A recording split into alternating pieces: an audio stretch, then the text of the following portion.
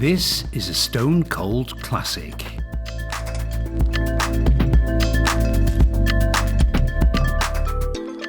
The Els Angels loop is a fantastic introduction to cycling in Catalonia, starting and ending in gorgeous Girona. Along the way you can take in two of the most stunning medieval villages in the area, and there are a couple of weapons-grade cafe stops.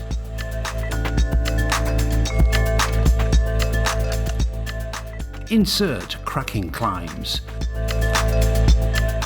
a brace of swooping descents, and an 11th century chapel. It's little wonder that this loop gets rave reviews.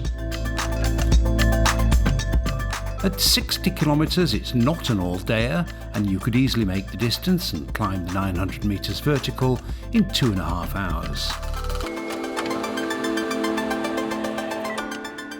But it'd be kinda criminal not to stop at least once. Let's take a look at the route. From Girona it's due east and 10 minutes warm-up before the climb of Els Angels. The compass points the same direction for the descent on newly resurfaced smooth roads. An early stop could be Madremanya, a charming medieval village with a water fountain, but many will find Monells a better option, coming about mid-ride. More on this gem later.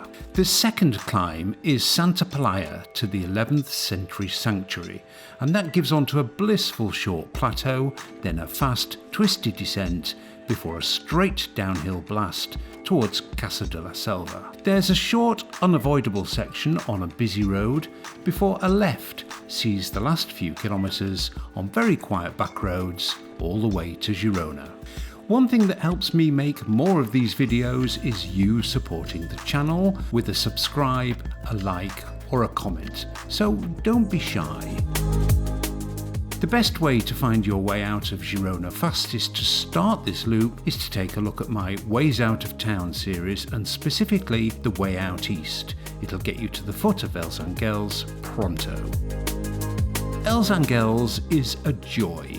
The 10.2 kilometre climb, gaining 340 metres, is a 3-act drama, with a flat section in the middle, bookended by 2 short, steeper sections. It's often shady and winds its way up through the oak forests through a series of sinuous curves and short straights. Despite the relative absence of views until the top, it's never boring. Around a third of the way up is a marvellous family-run Catalan restaurant called Can Pol, which tends to be open mostly weekends. Highly recommended. Sightings of pro riders are frequent, and the KOM and QOM times reflect the very high quality field on this climb. More ordinary mortals will be taking at least double the 18 to 22 minutes which the pros record.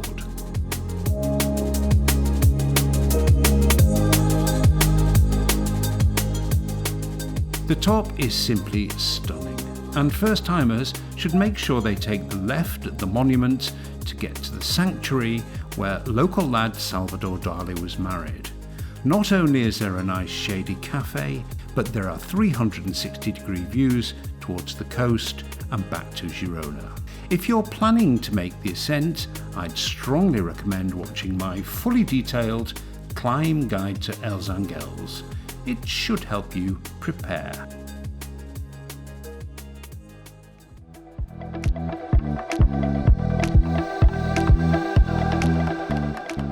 I won't spend too long on the descent because no one does.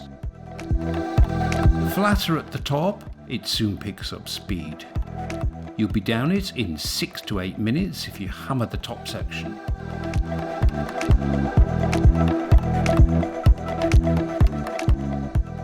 It was resurfaced in early 2020 with the old surface completely replaced along its entire length. It's now very, very smooth and pretty fast.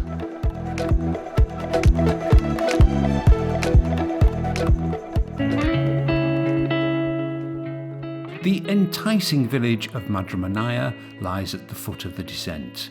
Built as so many medieval villages are, around a maze of concentric, narrow streets spiralling towards a church, it's a popular spot with cyclists. There's no cycling cafe as such, but there's a font which can be a lifesaver on very hot days. And if you fancy a splurge at lunch, there's a couple of very high-end hotels with excellent restaurants.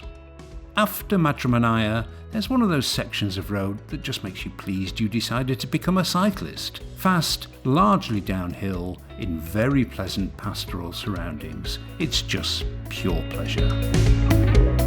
At the end, Monells, another to die for medieval village, this one with a large square. I filmed on a quiet day, but usually this beautifully preserved and rigorously protected square is teeming with cyclists and locals enjoying coffee and other liquid liveners. If you're going to stop anywhere on this loop, make it Monells. A couple of kilometres on very quiet back roads delivers up the village of Saint-Cerdenis. There's another opportunity for a stop here. It perhaps lacks the chocolate box appeal of Monells, but this spot is a honeypot with cyclists for good reason. It's cheap and cheerful and has plentiful outside space.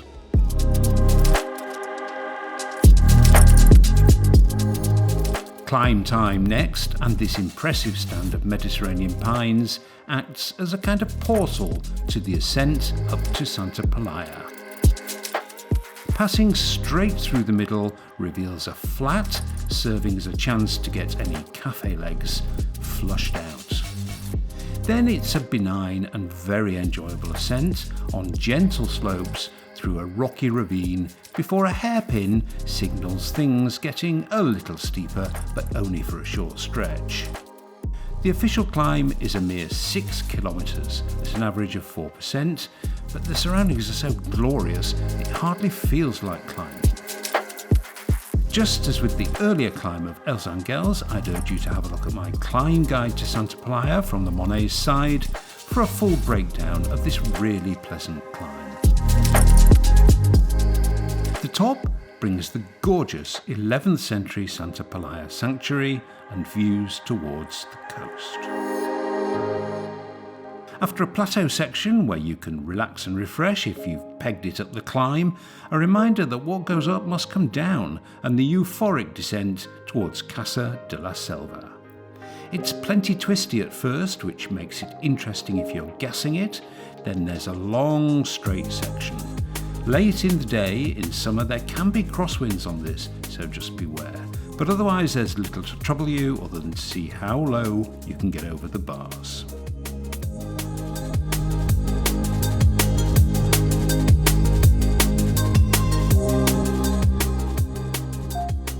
After passing through Casa de la Selva, there's an unavoidable but very short stretch on the main C65 road, but a left turn restores progress via the back roads.